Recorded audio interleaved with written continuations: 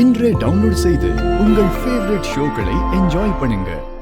Hello commander sir, என்ன பண்ணிட்டு இருக்கீங்க? கண்ணு தெரியலையா? தோசை ஊத்திட்டு இருக்கேன்ல.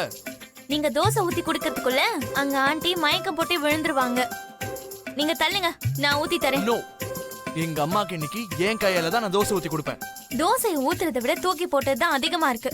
பர்ஃபெக்ட்டா இருக்கணும்ல. உங்க பர்ஃபெக்ஷனுக்கு அந்த டஸ்ட்பினே நிறைஞ்சு கிடக்கு. அது அது தீஞ்சு போச்சு.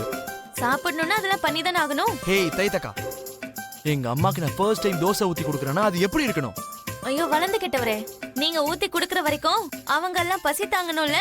நீங்க ஆண்டி வயித்த நிரப்புறீங்களோ இல்லையோ, இந்த டஸ்ட்பினை நிரப்பி வச்சிருக்கீங்க. இந்த தடவை ஒழுங்கா வரும் பாரு. ஆ நல்லா வரும். மாவு காலியாகிற மாதிரி தெரியுது. நீங்க தள்ளுங்க. நானே பண்றேன்னு சொல்றேன்ல, போ. சரி, நீங்களே ஊத்துங்க சார். எப்படி ஊத்தணுங்கிறத மட்டும் நானே சொல்லி தரேன்.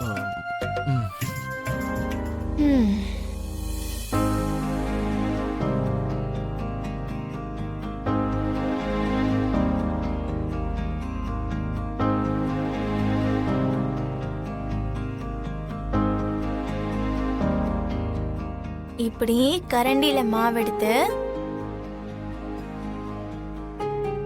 தோசை தவால இப்படி ஊத்தி இந்த மாதிரி சுத்தணும். மெதுவா சுத்தணும்.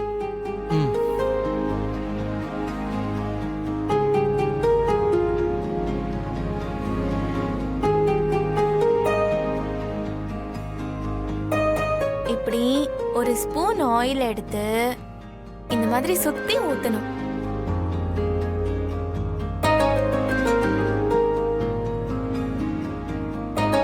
இப்போ நீங்க கட் பண்ணி வச்சிருக்கிற இந்த ஆனியன் கேரட் துருவல இப்படி மெதுவா தூவி விடணும்.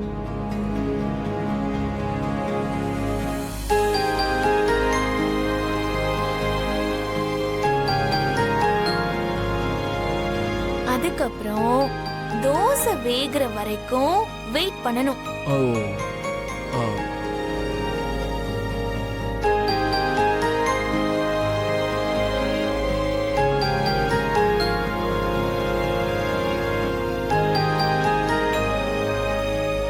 அப்புறம் இந்த மாதிரி மெதுவா ஃபோல்ட் பண்ணிக்கணும்.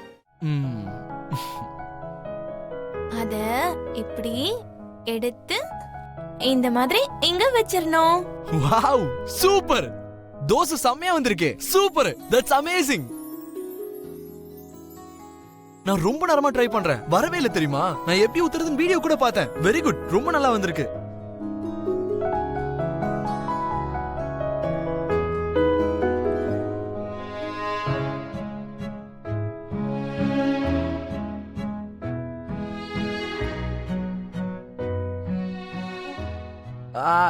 இப்போ நான் ட்ரை பண்றேன். First water தெளிக்கணும். நெக்ஸ்ட்